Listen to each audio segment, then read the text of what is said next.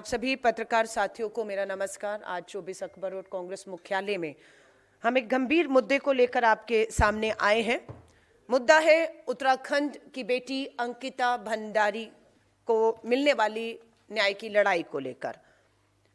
19 वर्ष की मात्र हमारी बेटी अंकिता भंडारी पौड़ी गढ़वाल के यमकेश्वर स्थित भाजपा नेता के वनंतरा रिजॉर्ट में नौकरी करती है। ये नौकरी सिर्फ 28 अगस्त 2022 को लगी। महीना भर भी नहीं हुआ इस बेटी को भाजपा के नेता जिनका नाम विनोद आर्या है उनके रिजॉर्ट में 28 अगस्त के बाद सीधा 18 सितंबर महीने के भीतर अंकिता भंडारी पर कथित रूप से वीआईपी मेहमानों को अनैतिक सेवाएं देने का दबाव डाला जाता है, जो सबके सामने आ चुकी है सच्चाई। उसी दिन 18 तारीख को अंकिता इस वीआईपी को सर्विस देने से, आप समझ रहे हैं मैं शब्द का इस्तेमाल जो कर रही हूं उसका क्या मतलब है, उसे देने से साफ इनकार करती है बहुत बहादुरी के साथ कि वो कोई समझौता नहीं करेगी। उसकी हत्या कर दी जाती है। ये 18 तारीख को उसकी हत्या होती है और उसका शव चीला नहर में फेंक दिया जाता है। 19 से 22 सितंबर आप आ जाइए, 18 को हत्या होती है। 18, 19, 20, 21, 22 5 दिन तक एफआईआर नहीं होती। ध्यान रखिएगा, एफआईआर नहीं हो रही। मां बाप अपनी बेटी को खोज रहे हैं, कहते हैं लापता का मामला दर्ज कर लेते हैं। लापता होने का मामला, गुमशुदगी की रिपोर्ट और कोई गंभीरता नहीं कि बेटी 5 दिन से लापता है और रिजॉर्ट में थी। रिजॉर्ट के लोगों से पूछिए, कुछ नहीं, चली गई, लापता है, कोई पूछताछ नहीं, कोई कुछ नहीं। परिवार लगातार इसका दबाव बनाता है। तो 23 तारीख को अब सुनिए जरा, अब क्या हुआ? 19 से 22 तक लापता, कोई कार्रवाई नहीं, कोई खोजबीन नहीं, बस एक मामूली रिपोर्ट। 23 सितंबर को क्या होता है? स्थानीय भाजपा विधायक रेणु बिष्ट जो सबके सामने आकर कहती हैं कि पुष्कर धामी जी उत्तराखंड के मुख्यमंत्री के आदेश पर उत्तर प्रदेश के मुख्यमंत्री योगी आदित्यनाथ जी के से सबक लेते हुए उसने इस रिजॉर्ट पर बुलडोजर चला दिया है और 23 सितंबर को बुलडोजर भी चल गया। बुलडोजर चलाने का एक ही मकसद था, अंकिता भंडारी वहां रहती थी, सब चीजों के सबूत उस रिजॉर्ट और अंकिता जहां रहती थी मौजूद थे और इन्हें पता था मामला गंभीर होने वाला है और इन्होंने उस पर बुलडोजर चलाकर, उस विधायक ने पुष्कर धामी जी के आदेश पर बुलडोजर चलाकर उन सभी सबूतों को नष्ट करने का काम किया है। अब आ जाइए 24 सितंबर, बुलडोजर 23 को चल गया है, एफआईआर मामूली दर्ज की जाती है गुमशुदगी की, लेकिन 24 सितंबर को अंकिता का अब शव मिलता है, चीला नहर ऋषिकेश से बरामद किया जाता है और जैसे ये शव बरामद होता है हाहाकार मच जाता है। अंकिता भंडारी के माता पिता उसका अंतिम संस्कार करने से इनकार कर देते हैं और जब सर से पानी गुजरा तो मजबूर होकर भाजपा नेता के बेटे विनोद आर्या के बेटे पुलकित आर्या की गिरफ्तारी होती है, सौरभ भास्कर की गिरफ्तारी होती है एंड अंकित गुप्ता की गिरफ्तारी होती है। इस गिरफ्तारी के बाद, ये गिरफ्तारी कब होती है? 24 को। बुलडोजर कब चल गया? 23 को। शव कब मिला? 24 को। अब उसके बाद देखिए 24 के बाद 25 से 30 तक लोग सड़कों पर आए क्योंकि शव मिल चुका है। मामूली एफआईआर में देरी, लापता का मामला और बुलडोजर चला के सारे सबूतों को नष्ट करने के बाद जब जन आक्रोश सड़कों पर पूरा आंदोलन होता है तब सरकार को झुकना पड़ता है और तब मामला, मामूली एफआईआर नहीं, पुलिस का इसमें एक्सपर्टी नहीं थी कि वो इतने गंभीर मामले की जांच कर पाए, तो मुख्यमंत्री पर दबाव बनता है और मुख्यमंत्री उस दबाव में आने के बाद फास्ट ट्रैक कोर्ट का भरोसा देते हैं। क्या है? फास्ट ट्रैक कोर्ट, एसआईटी का गठन दबाव में। लेकिन हुआ क्या? 3 साल में वो वीआईपी कौन था नहीं सामने आता नाम। एसआईटी के मामले में जिनको गिरफ्तार किया गया उनका वीडियो मैं अभी आपके पास दिखा देती हूं। अक्टूबर 22 आ गया है, अभी अक्टूबर में एसआईटी को जांच सौंपी जाती है, तीनों आरोपी को गिरफ्तार कर लिया गया। वीआईपी एंगल को लेकर भी भारी विवाद हुआ, लेकिन चुप्पी अब तक बनी हुई है कि वीआईपी कौन वीआईपी था जिसपे बेटी को खास सर्विस देने का दबाव बनाया कर उसके इनकार के बाद उसकी इस तरह से हत्या की जाती है। ये जो अब गिरफ्तार किए गए उनका वीडियो मैं आपके सामने, जिसपे कह रही थी एसआईटी की जांच के बाद 3 साल के बाद 3 आरोपियों को दोषी करार देकर उम्र कैद उन दोषियों को दिखाना चाहती हूँ। वो वीडियो आपके सामने है। ये है कोर्ट में सजा मिलने के बाद जब तीनों आरोपियों को जेल से ले जाया जा रहा था, तभी सौरभ भास्कर, जिसे अंकिता की हत्या में उम्र कैद की सजा मिली है, कैमरे के सामने मुस्कुराता और पोज देता दिखा। उसकी ये बेशर्मी देखकर लोग गुस्से और हैरानी में हैं। सोशल मीडिया पर अब ये वीडियो काफी तेजी से वायरल हो रहा है, जिसमें लोग पूछ रहे हैं क्या इंसान की जान लेने की सजा इतनी हल्की लगती है कि एक हत्यारा हंस सके। आप देख रहे हैं दोषी करार दिए गए हैं, सजा हुई है, लेकिन मुस्कुराहट, हाथ हिलाते हुए, ऐसे जैसे माफी चाहूंगे, ऐसे लग रहा है जैसे आजादी के आंदोलन में कोई शहीद होने जा रहा है या शहादत देने जा रहा है, बेशर्मी के साथ। और ये वही उत्तराखंड है जिसे देवभूमि और वीरों की भूमि कहा जाता है। और आज 3 साल के बाद पुष्कर धामी, आप सीबीआई जांच के लिए माने नहीं हैं, आपको घुटनों पर जन आंदोलन उत्तराखंड के लोग लाए हैं। कौन लोग आपको घुटनों पर लाए हैं? ये वो लोग हैं जो इस बेटी को, उत्तराखंड की बेटी को, और देश भर से आवाजें उठी। अब एक और वीडियो दिखाऊंगी जिसमें एक सेना का जवान सरहद पर है, बर्फीली चोटियों के बीच से उत्तराखंड का वो जवान अपील कर रहा है। भाजपा की ही एक महिला नेता थूक रही है भाजपा पर कि मैं थूकती हूं कि तुम इस तरीके से उस वीआईपी को बचाने का प्रयास अब तक कर रहे हो। हमारी महिला कांग्रेस ने 3 साल पहले जब यह मामला एसआईटी को सौंपने की मांग हुई थी, हमारी महिला कांग्रेस 3 साल पहले भी सड़कों पर थी, अपने सर के बाल महिला कांग्रेस ने मुंडवा दिए थे। एक महिला के लिए यह सब करना आसान नहीं होता। 3 साल तक हमारी महिला कांग्रेस अंकिता भंडारी के परिवार के निरंतर इसलिए सिर्फ संपर्क में रही कि इस न्याय की लड़ाई में एक भरोसा, एक विश्वास कि हम आपके साथ खड़े हैं। आपको कानूनी तौर पर मदद चाहिए, आपको इस मामले को लड़ने के लिए आर्थिक तौर से मदद चाहिए, आपको एक राजनीतिक, क्योंकि संसद में आवाज उठेगी, विधानसभाओं में उठेगी, हमारे विधायक, हमारे सांसद उठाएंगे, उस तौर पे भी हम इस परिवार के लगातार संपर्क में रहे कि आपको विश्वास दिलाते हैं अंकिता भंडारी के मामले में वो वीआईपी कौन था और उसे बचाने का प्रयास 3 साल से कौन कर रहा है, वो भी बराबर के दोषियों ने आगे लाकर, सामने लाकर सख्त से सख्त सजाएं देने की हम लड़ाई को लड़ते रहेंगे। मैं वीडियो आपको दिखाना चाहती हूँ। इतना कहने में थोड़ा सी भी संकोच नहीं होता कि अगर हम जीतने वाले होते तो ये लड़ाई यहाँ तक चलती। और जो ये वीआईपी हैं अजय कुमार और दुष्यंत कुमार, इनकी भी कॉल डिटेल निकाली जाए और इनकी लोकेशन निकाली जाए।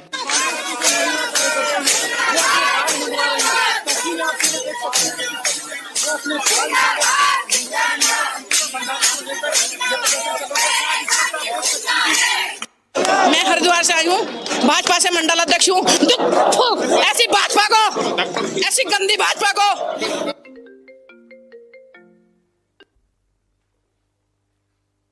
जिसने आज हमें रुला दिया, हमारी पहाड़ की बेटी, 19 साल की बेटी के साथ ऐसा बलात्कार किया। और फिर अरे जब एक रात में नोटबंदी हो सकती है, एक रात में लॉकडाउन लग सकता है, तो यहाँ तो 3 साल हो गए हैं। हमारी बहन अंकिता भंडारी को अभी तक न्याय नहीं मिला है।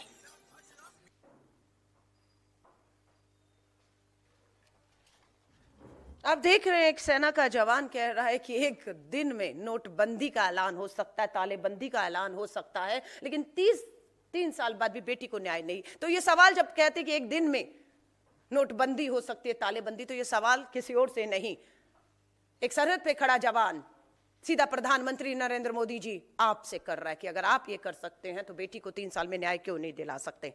अंकिता भंडारी के पिता के मुंह से आपने 2 नाम सुने, अजय कुमार और दुष्यंत कुमार के नाम। वो बार बार इन नामों को ले रहे हैं। कहां है ये 2 नाम? क्या एसआईटी ने इनसे पूछताछ की? कभी इनको बुलाया गया? इनकी भूमिका क्या रही?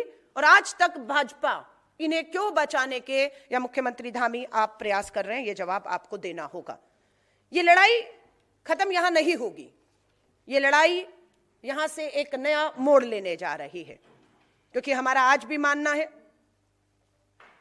कि राजनीतिक प्रभाव के कारण, राजनीतिक दबाव के कारण एफआईआर दर्ज नहीं की गई 5 दिन तक, और एक राजनीतिक परिवार से जुड़े हुआ यह मामला था, इसलिए उन्हें बचाने की कोशिश की जाती रही।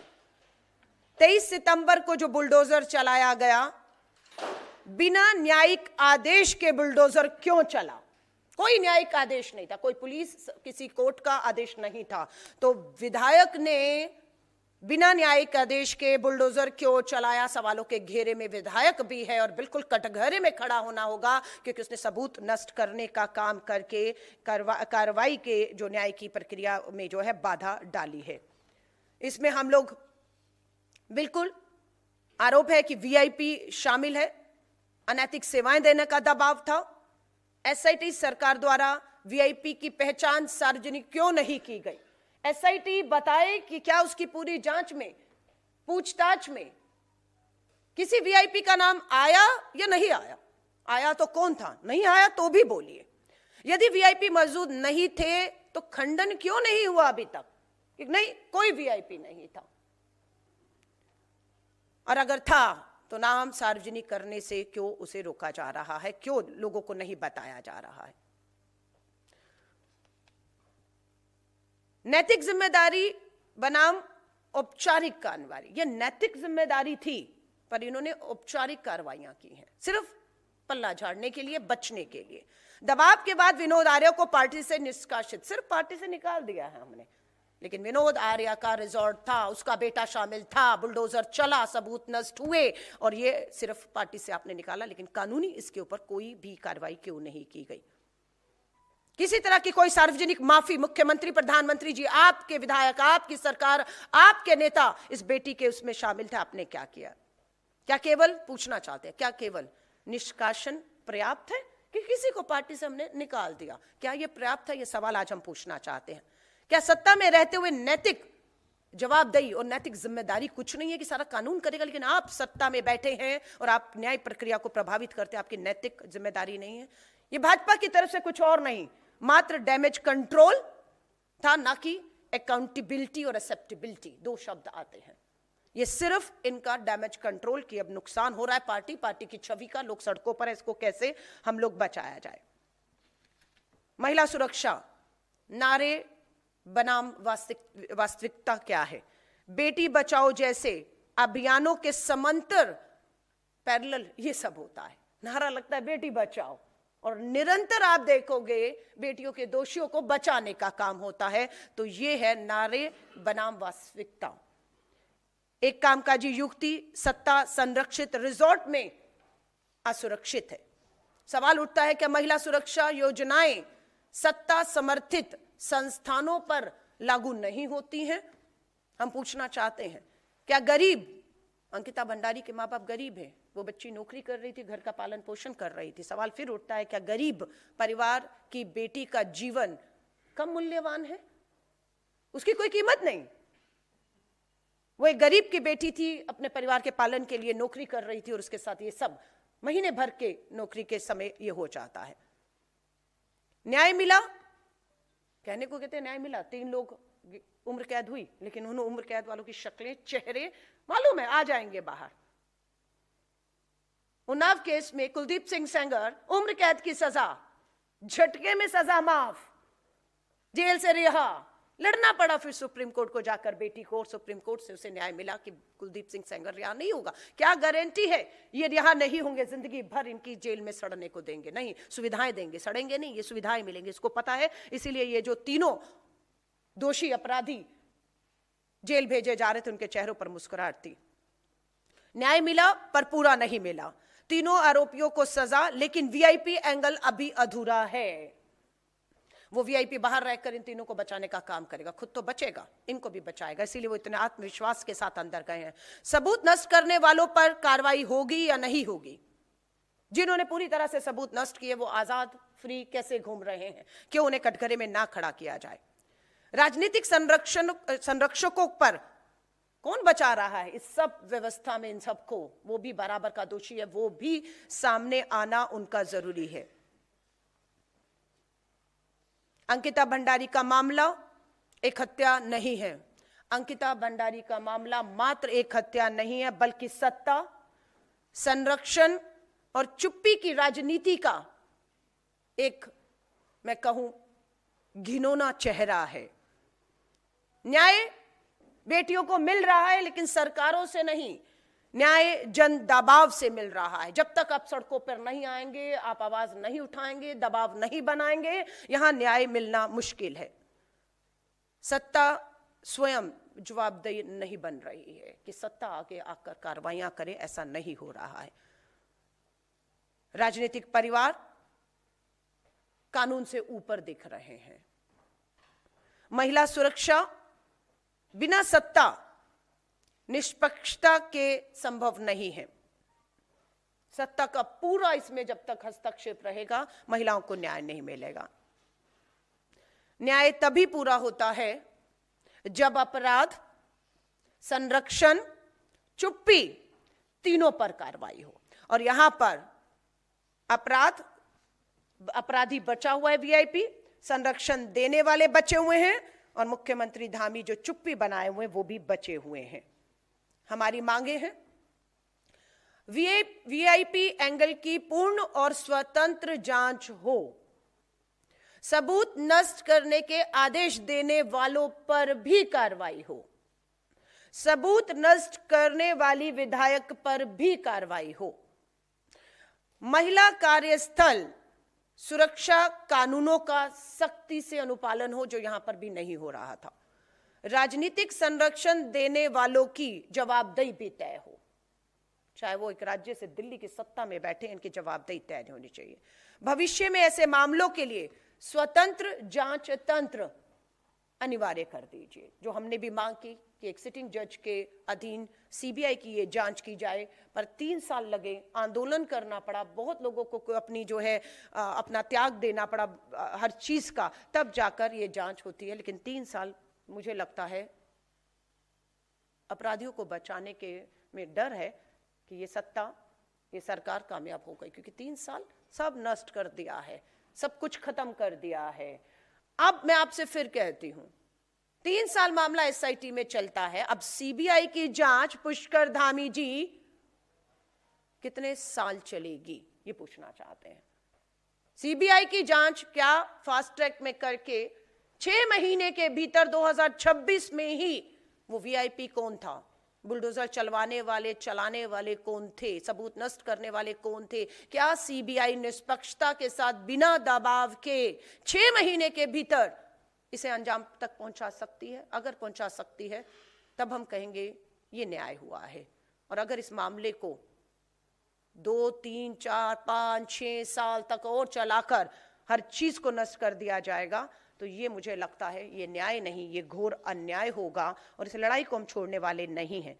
लास्ट में यही कहूंगी, अंकिता भंडारी का मामला यह याद दिलाता है कि यदि सत्ता जवाबदेही नहीं रहेगी तो न्याय केवल संघर्ष से ही मिलेगा। यह श्वेत पत्र न्याय की पूर्णता, महिला सुरक्षा और लोकतांत्रिक जवाबदेही की मांग करता है। न्याय केवल अदालत से नहीं, सत्ता की जवाबदेही से पूरा होता है। यह आज हम जारी करते हैं, और मैं बिल्कुल इस पूरे मामले पर सीबीआई की जांच कब, कहां, कितनी आगे बढ़ती है, हमारी पल पल नजर इस पे रहेगी। और लगेगा कि अभी भी सीबीआई की जांच शुरू हुए समय हो गया है, लेकिन उस वीआईपी को बुलाया नहीं, पूछताछ नहीं, और 6 महीने तक भी हमें लगेगा, 8 महीने तक, तो फिर आप कुछ उम्मीद मत करिएगा। और हम भाजपा से कहते हैं, नैतिकता दिखाइए। जिन नेताओं के नाम अंकिता भंडारी के पिता ले रहे हैं, जिसे वीआईपी माना जा रहा है, उसे आपको उत्तराखंड की धरती से दूर रखना होगा। लेकिन आज भी वो उत्तराखंड का प्रभारी है, आज भी वो सक्रिय रूप से वहां पर उसका आवाजाही है, वो हर चीजों को प्रभावित करने की क्षमता रखता है। भाजपा से मांग करते हैं, अगर थोड़ी सी भी अब शर्म और नैतिकता बची है तो इन सभी अपराधियों को उत्तराखंड की धरती और इस पूरी न्याय प्रक्रिया जांच से जो है दूर रखा जाए, ताकि निष्पक्षता के साथ जल्द से जल्द कार्रवाई करके अंकिता भंडारी के माता और पिता को, जो इसमें आवाज उठा रहे थे, उन्हें हम न्याय दिला सकें।